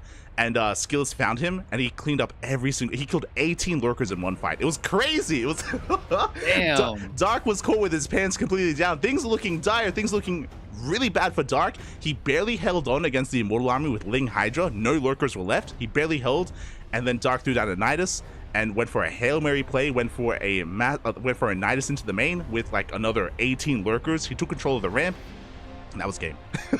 Skillous could not get back into his main base. He died trying to push up the ramp, but he lost all of his Immortals, all of his High Templar, everything died pushing up the ramp. Oh, that's so sad. After such a good start. Yeah. It was really good. But yeah, I mean, it's shocking to hear that Dark went for a quick hive. As we know, Dark, he never likes to tech. Usually just stays on hatch tech the whole game. So crazy, yeah. Yeah, definitely. So it was a roller coaster ride of emotions for our two players. But here we go. We're getting into game number 2, and so far, pretty standard opener. Stargate opener. Skillus going for his oracles, and he's getting his third base up and running. Yeah, it's been pretty chill. Skillus hasn't put on any pressure at all. Just came from a couple of Max Pack series where like every single unit goes across the map and gets 4 drone kills at the start. So Skillus playing much more passively, just keeping everything at home defensively. And I was joking about Dark staying on hatch tech, but Dark he just is. Yep. He's just going to do that right now. Yeah, let's go. As you mentioned, no lair. The queens are waddling across the map. Mate, Dark, he's up in this series. He wants to make quick work of it. We are on hard lead, of course. We didn't get to talk about it, but very short rush distance by ground. This is the ideal map to go for a queen walk like this. We see this so often, and Skillus, he's in some trouble. He's setting up back at home, though. Yeah, the stasis wards can be really, really useful here, but a lot of times it's just the lings run forward into that. What are these lings and this one roach just running the wrong way? If Skillus wasn't sure what he was up against, he certainly is now. Yeah, he knows. And does he have enough, though? That's the question. We have a couple of sentries for force fields. The first stage trap is going to get triggered. But Dark, he doesn't even have to push into the natural. He can just go straight for the...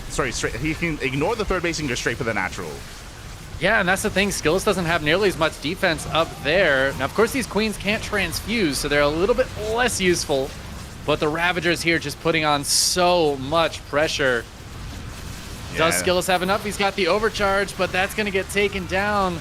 Lings from the backside surrounding these units, and I feel like that's just going to be it. Skillus is running out of units. The probes are fighting.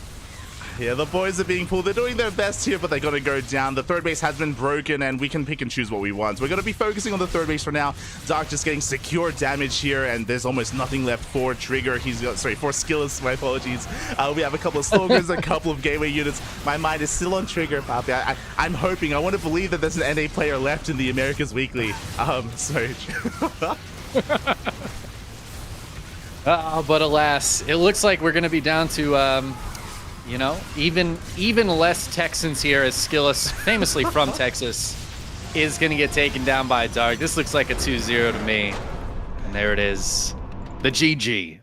GG, well played. Who isn't from Texas? I've been hearing this meme a lot. It's apparently everyone who we like. I think Maru might not be from Texas. Oh, okay. Fair enough.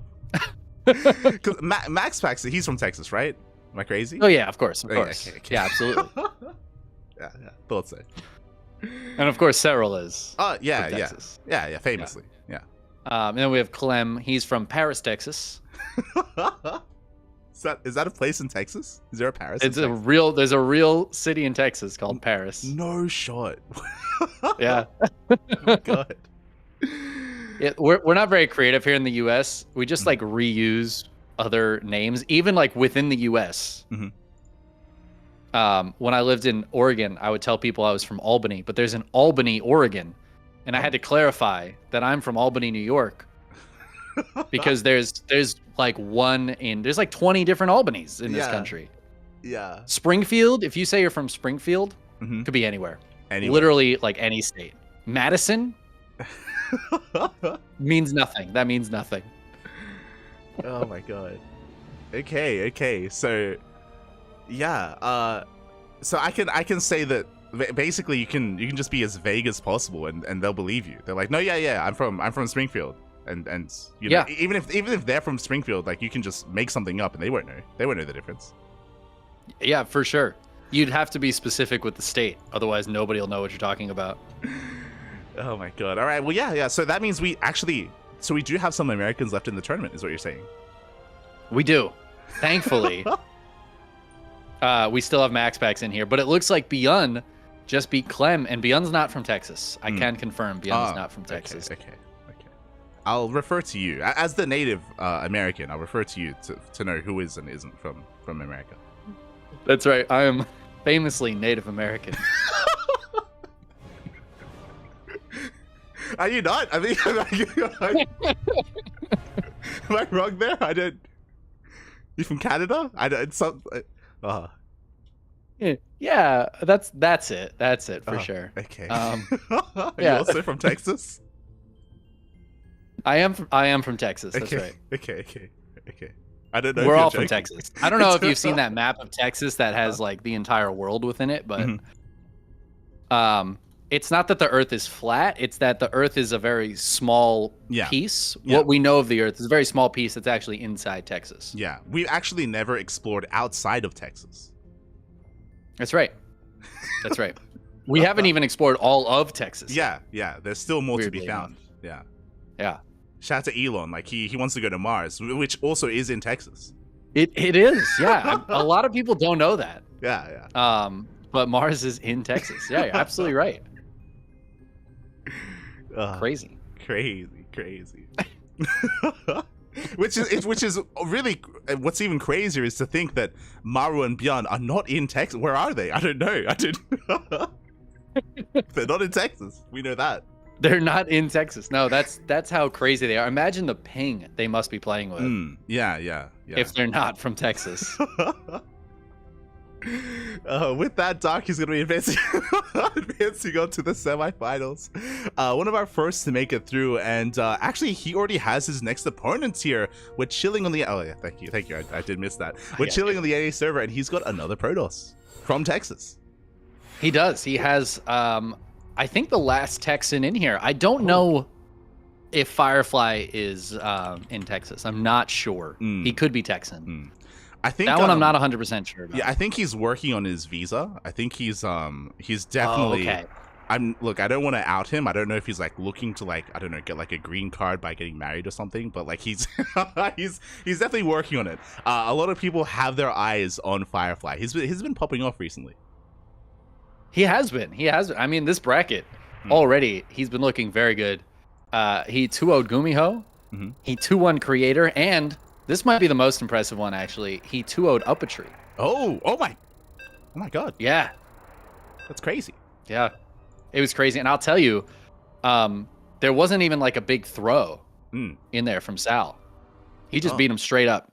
That's wow. And Sal, I believe he's like one of the best players in Texas as well. So like. Yeah, absolutely. He absolutely is. The famous Canadian Texan. Yeah. Of course.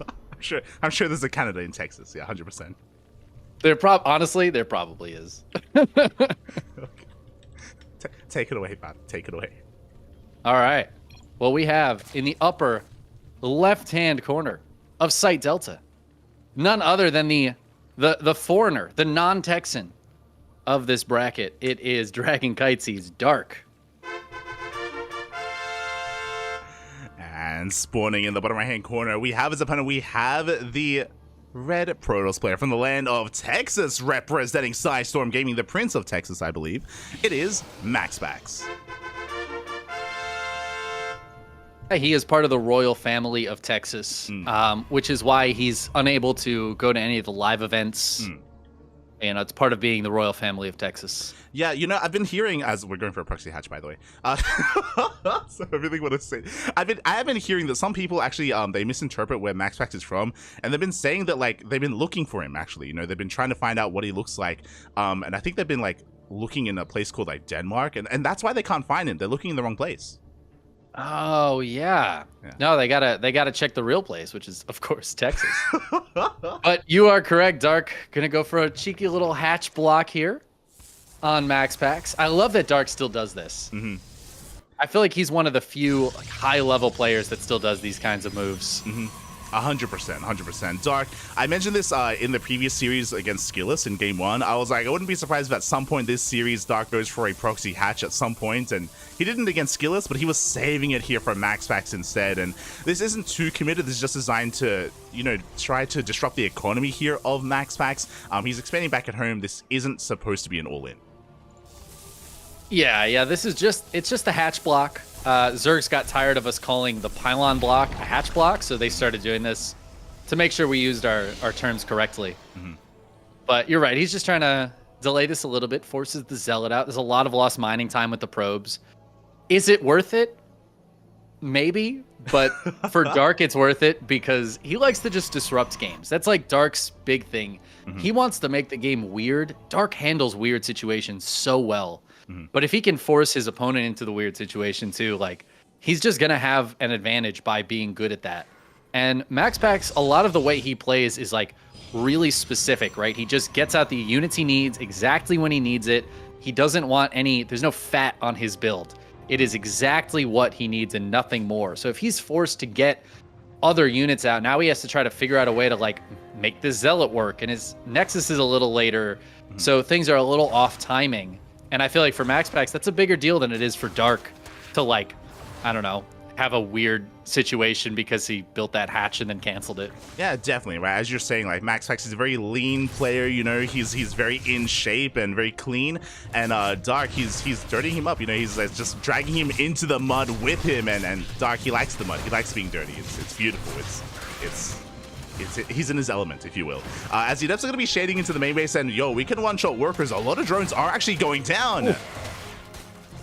Yeah, already 5 drones getting killed here. And I mean, this is what I was talking about a little bit in the last series, right? Like, MaxPax coming in with every unit he can possibly have and just getting drone kills, what seems like for free. He lost to the Zealot, but that is 5 kills for 1 Zealot. That is so worth it. Yeah, it really is. And from here, MaxPax, he can back up. He may have taken a bit of an economic dip earlier because of the delayed expansion and also because of all the lost mining time as well. But it's well worth it. After killing all those workers, he's able to stabilize, able to keep up with Dark, and any kind of like disruption that Dark was trying to cause earlier is gone at this point. Yeah, the game, like you said, it's stabilized quite a bit. Now, MaxPax doesn't have a third base on the way, which is something I expect to see him trying for soon. But we'll see if he can get some even more damage done with this Oracle that's coming in right now. Yeah, we're going straight for Larva here at the third base. We get 1 Larva in the end, going straight for that natural, but we have 2 Queens in position. The Spore finishes up just in time. The Oracles won't get much done, but as you were saying, MaxPax should be expanding back at home. There we go. The Adepts are just going to be ferrying this probe over, and we're going to be taking that third base. Yep, and now getting a Void Ray out too, which, I mean, I know this is to kill the Overlord, but I've noticed this more and more. I feel like for a while, the Protoss players like avoided going for the Void Ray, but they're back into it. They love that Void Ray. Was that on purpose? What? They avoid the Void Ray? That wasn't on purpose. it really, genuinely, I didn't even know okay. what you were referring to. I was like, I missed the joke entirely. Like, what did I say? What did I do? Did I insult someone? Oh god! Right? I'm sure that did insult somebody, and if you're insulted by that joke, I apologize. You need to seek counseling for those kinds of puns. I understand. If you happen to be a Void Ray in the chat and you feel that joke was insensitive, we do apologize. Yeah. But deal with it. So the Adepts are going to be moving out as well. Void Ray, as you were mentioning, shutting down the Overlord, we are going to be heading towards this third base. Doesn't look like a lot, but this is a worker killing force. We have so many Adepts, the Oracles, the Void Ray as well. We're looking for some more economic damage even outside of just clearing up this creep. Yeah, we'd love to see him shade some of these Adepts into the bases, but it looks like right now he is just going to clear up that creep, and then the Lings are going to get right on top of this. Only 1 Adept's going to be able to finish that shade into the natural, where it will still get a drone because this is a MaxPax Adept, and that's just what they do. Yeah, the Oracles, man. 15 drones have died this game.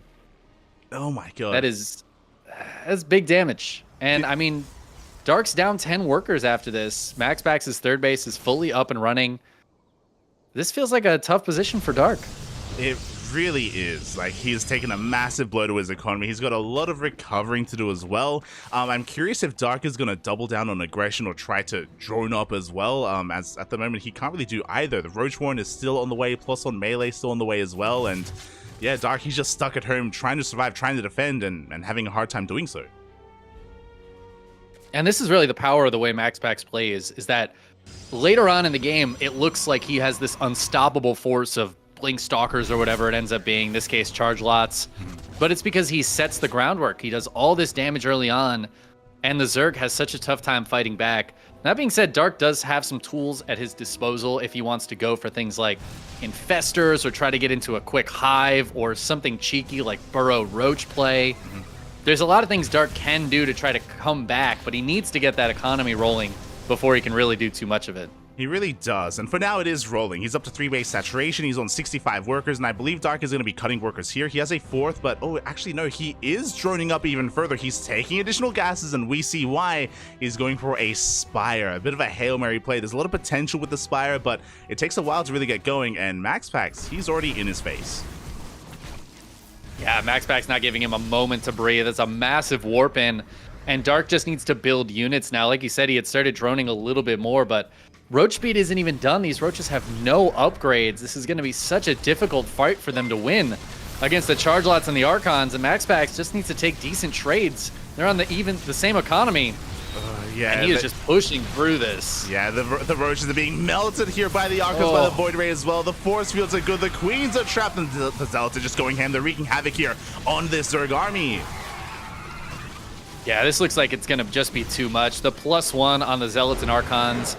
There's the WW out of Dark. MaxPax takes what seems like an easy game 1. Yeah, exactly. Showing us that, hey, even if he gets down and dirty with Dark, he embraces that as well. He was able to just get so much counter damage done. As we pointed out at the very start of the game, the snowball started rolling in favor of MaxPax's favor with that first Zealot. And with 2 Adepts, he was able to achieve so much. And that was the beginning of just those 15 workers going down and just setting MaxPax up for success. Yeah, it really is just all about that early game and the amount of damage he can get done with the first handful of units. We see it every single game, and it just feels like there's nothing to do about it. Nobody seems to be able to handle it. Yeah, exactly. I mean, Dark, he has gone toe-to-toe with MaxPax in the past, but here he did struggle to do so. Here he was on the back foot, and we'll see if Dark can recover. Again, it's still best of 3. Still best of 3, so he can come back. I'm hoping for an ace match, but at the same time, it is ESL Open Cup Americas, and I feel like a lot of these Texan players, they get a buff because of that. Yeah. Well, MaxPax has been up playing all day already, and I feel like this is probably, it's morning for Dark. Maybe he just woke up, a little bit rusty still. Hasn't played too many matches of StarCraft yet. Yeah, exactly. I hope he hasn't stayed up all night. I was mentioning this before, but Dark, he did come off the back of an ESL Asia win. Last night he did win ESL Open Cup Asia. Yeah, hopefully he got plenty of rest here in between tournaments. Hopefully. I think Dark probably slept. Beyond's kind of a degen. I think he probably stayed up all night. No, yeah, he's a Terran player. Yeah, 100%. Yeah. Oh my god! I don't know if you're one with the meme, but my narrative is, because I'm sure you're aware that in KSL we get very few Terran signups, and it's just too early in the day. Too early in the day for them. They have to sleep. They can't wake up until deep in the afternoon. I mean, it's like you kind of joke, but that is genuinely what Beyond has told me why he doesn't sign up. Yep. So you're absolutely right. But fortunately, I think he did get some sleep, because he's a Zerg player. He's a responsible human being, and now he's in the lower right-hand corner of Oceanborn. It is Dark. And spawning in the top left-hand corner, we have his opponent. We have the Blue Protoss player here for the Land of the Americas, representing Psystorm Gaming. It is MaxPax. And now it's going to be a question of what does Dark do to destabilize MaxPax? Or does he just try to play the full defensive game this time? Yeah, that's a good question here. And when you say defensive and Dark in the same sentence, like, I have a hard time really melding that together here. It's just against everything in Dark's nature to be more defensive. But we'll see. Already, to take note, the hatchery is back at home. This time it's not across the map. So Dark, he's tempering himself a little bit. Yeah, keeping all of his buildings on his half of the map, at least for now. You never know. Maybe we'll see a proxy. I don't even know what a Zerg could proxy later on. Proxy Spire. Yeah. I love me a good old proxy Spire. it's a rarity, but it happens every now and then, and it's absolute nonsense. But I mean, maybe you're onto something, Dark. If you remember, he wanted to make use of that Spire in game 1. He wasn't able to just because he was too far behind. Maybe that's still on his mind. Maybe that's something that he could try to whip out here on Oceanborn. It's a tough style to make work. Like Mutas against Protoss, especially since MaxPax does open up with the Stargate every single game. So if he does get wind of a Spire early on, some Phoenixes could come out. Last game we saw the Archons. Those can be so powerful against Mutas. But Dark likes to put himself in those positions. He likes to have, again, he likes to make the game weird. So if he can go in and kill a bunch of probes with a counterattack while he's being attacked too, the game can get to a really strange place where Dark might just have an advantage. His game sense is usually very, very strong. It's one of his superpowers for Dark is his game sense and knowing when the right time to attack is. Yeah, definitely. That's definitely something that we saw in his series against Skillus as well, and we'll see if he can make use of that against MaxPax. For now, Adept's going to be threading a shade towards the unnatural natural of Dark. So far, he keeps his workers alive. We have a couple of links on the way. These are just links to deal with the Adept. We shouldn't be seeing too much aggression from him, and as you mentioned before, once again, MaxPax goes for the Stargate. Yep. We're just going to see those Adepts harass until the Oracles can get in, and some Lings just sneaking right in. Dark getting something done here. He's going to grab 2 probes, actually, causing some issues, taking advantage of the fact that MaxPax likes to just send his units immediately across the map. Yeah, and the Oracle a little bit late to this party.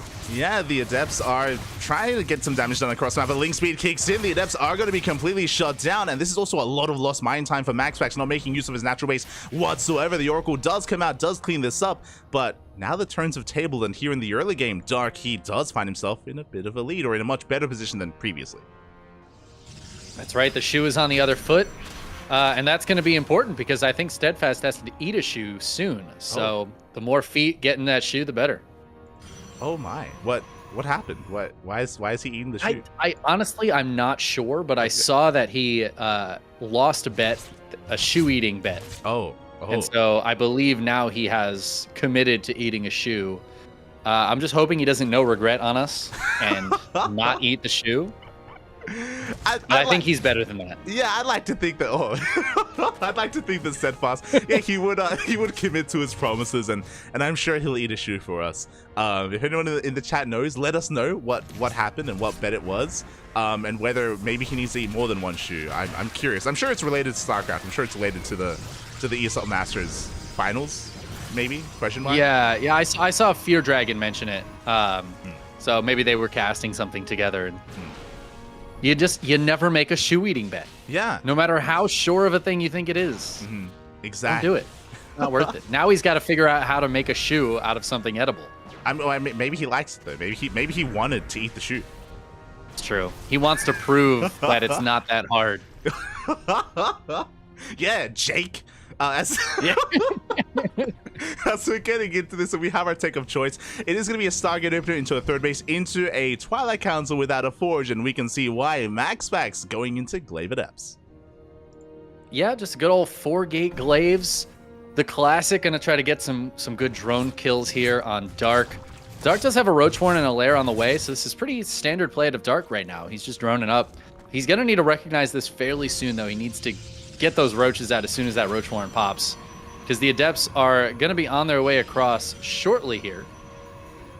Yes, we are just banking up the Adepts back at home. Again, the goal here for MaxPax is that he's hoping to catch Dark off guard, to keep these Adepts hidden until the last moment and catch him droning. But as we can see, we already have some safety roaches on the way. Dark, he hasn't scouted the main base yet. He hasn't seen the Adepts yet, but he's preparing nonetheless. And there we go. The Adepts are now shading across the map. And Dark, does he have enough to deal with this as he sees a lack of saturation on the base? And he does see those Adepts. Yeah, he catches wind of a few of them. Now they're going to hit that creep spread, which is pretty far forward in the center here. And Dark's going to start working on these Adepts early with the Queens. He has some of those roaches out. The Lings are going to have to chase the Shades. But I don't think this Shade is too much of a danger for Dark. So already, these Adepts not being able to get too much done, just clearing up that creep spread.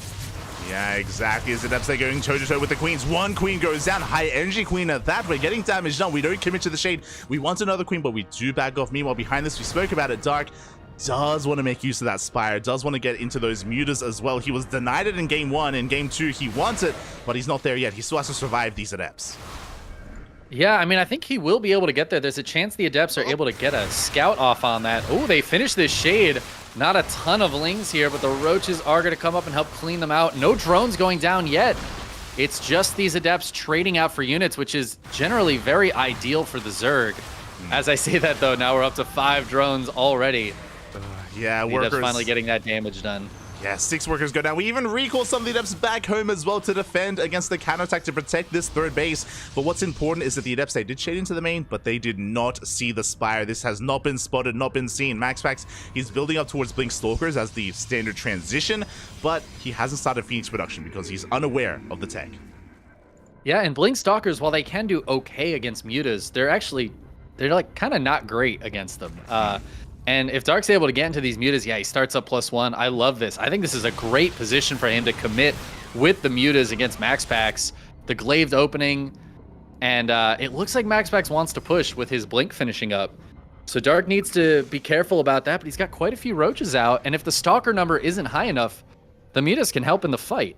They can kill a War Prison. They can clean up some of those Stalkers. Yeah, that's going to be huge. If they can clean up the War Prism, they can get on top of the Sentries as well. But here we go. MaxPax is pushing a little bit prematurely as the Prism is still not with the main army, so he can't reinforce, but he does actually barely see one of those mutas as well. He's pushing on through. Dark, he's in a bit of trouble here, but he's buying some time. He's got more reinforcements on the way.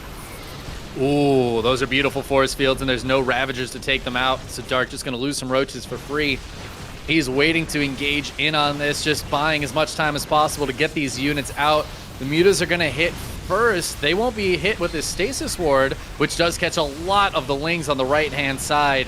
I don't know if Dark has enough to clean this up. And Dark also wondering what the hell just happened there. The question mark. The good old... yeah, the question mark GG. Dark wondering how Protoss got their propaganda through that they're weak right now.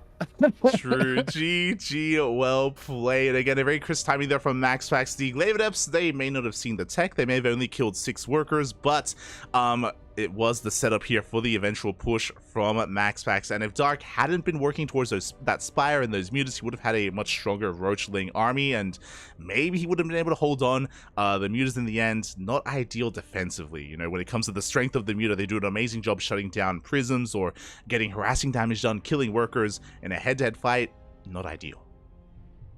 Yeah, especially when they first come out. If you can get up to like 10, 12 mutas, they can be a lot more useful in every regard. But when there's like 6 mutas, 8 mutas, they just kind of, it's a lot of money spent on something not super helpful. And MaxPax being so crisp with that attack, hitting before Blink and +1 were even done, before the Prism was even there, but just putting that pressure on right away and starting to trim off some of those units as they popped out. Beautifully played by MaxPax. He gets the 2-0. Yeah, GG, well played. A dominant performance here out of MaxPax. Unfortunately, it's only a best of 3. I'm sure we would have loved some more games between these two players, but in the end, MaxPax will take it. He advances on to the grand finals to face off against the winner of the upper semis. And we can head on over to the Korean server because Firefly is currently underway up against Beyond. Oh, yeah. That's the juice. I mean, Firefly, he's on a hot streak right now, but Beyond did beat Clem. So, you know, good victories on both sides. Yeah, exactly. I mean, I don't want to gloss over that too much because actually it looks like that series may have ended. Rucklets just let us know to go back to the Americas. But yeah, like big shout out to Firefly because I was already praising him for taking down Creator, and Firefly, he pops off in PvP. Like we've seen Firefly take down Hero and Classic and take down some big Protoss players. But for Firefly to 2-0 Gumiho, that's crazy. That's impressive. It really is. And I know Gumiho has struggled a bit against Protoss lately. But it's still like a 2-0 is a very impressive result against a player of Gumiho's caliber. Oh yeah, definitely. I mean, he's the ESL Masters runner-up. He just joined Cloud9 as well. You know, Gumiho, he's in form. So to be 2-0 is very impressive. And I still want to say that Beyond, obviously, he's the favorite player. You just mentioned he took down Clem. You know, Beyond, he's in form. But Firefly, he's already achieved so much. Like, this is already a very impressive run. And even if he goes down to here, like, he's done very well for himself. Did Firefly beat Beyond? Do we know that result yet? What? Let's we don't know. That would be I don't think he did. That'd be crazy, but yeah, I'm just we're trying to figure that out. I don't think I know. I'm just like waiting. Yeah. I don't know if there was a caster covering that series, unfortunately. Because I think everyone. No, there piled must in. have been. There must have been. I think there's a lot of people casting today. So I feel like somebody's got to be in that. Maybe they just got into a game. That's why. Because like Pig's casting it, right? Yeah. Okay, yeah, for sure. Okay, so the reason why we came back to the Americas, they're in game 3, so there's no way for us to get into it. But they're in the. But they're in game 3. Yeah. I mean that's already very impressive, man. Yeah, man, I'm telling you, Firefly, he's popping off, man. He's popping off, dude. This is Firefly's time. Yeah, I hope he goes to Atlanta. Yeah, I mean, this is why. Remember what I said, like a series ago. Firefly, he's getting his citizenship. Okay, he's looking to get into Texas. Okay, and this bodes well. I'm gonna start cheering USA for Firefly real soon. If you're out there, if you're listening right now, if you're maybe available, maybe you can help Firefly out with his green card. I'm sure he would love it. But yeah, like ace match against Beyond, that's crazy. That's super impressive because I feel like I don't know, I've cast some Firefly lately. He's looked pretty good, but I would not have expected this run from him today. Yeah, definitely. I mean, Firefly, he's been my standout player this year. Like he's because we get to cast WTL on a weekly basis. Like he's always popping off in WTL. Like Firefly, he's beaten Serral. He's taking games off of Serral in WTL, taking games off of Clem, off of Solar. Like Firefly, he's always popping off. But he's never really had like a really standout performance on the international stage, especially. That's why I was really happy to see Firefly. He made it to the finals of ESL Asia, of ESL Masters Asia, against Oliveira. So like it was really cool to see him have the deepest run he's ever had, at least in the regionals. And yeah, likewise, I hope he can go to DreamHack Atlanta. Yeah, that's so sick. That's cool to see him really stepping it up. Definitely. But this also means that we have some time to ourselves here. We have to wait, just like everyone else, to see the outcome of this final game. Gotta keep an eye on it. Yeah. I think it's still pretty early on, right? Yeah, it is. It's so very. But although who knows what that could mean?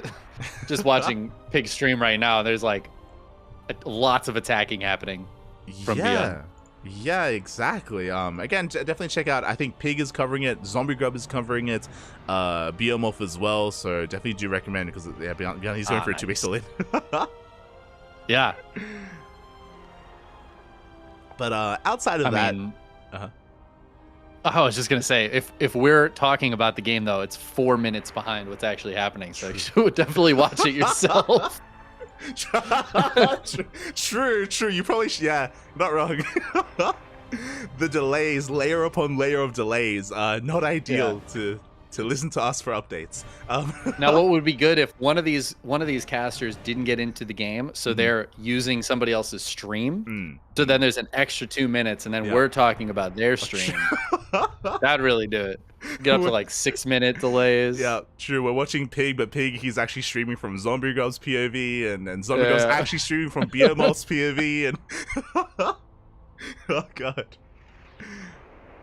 I've been there. Feels bad. Yeah. It does. But, imagine if there was no delay. That'd be amazing. That's the dream. The dream. Yeah. Shout out to KSL. Of course, KSL doesn't require delay. Thank you so much. Shout out to Chicken Man, Dave Testa. I want to make sure everybody can talk to their chat. I care about chat. I mean, kind of, like a little bit. Yeah, you guys are all right. Immediately walking it back, you're like, wait, what did I just say? Wait. I don't want anybody to clip that out of context. People are gonna think I start caring. Hi. But yeah, have you been? Again? We've never had the luxury of casting with each other, so like.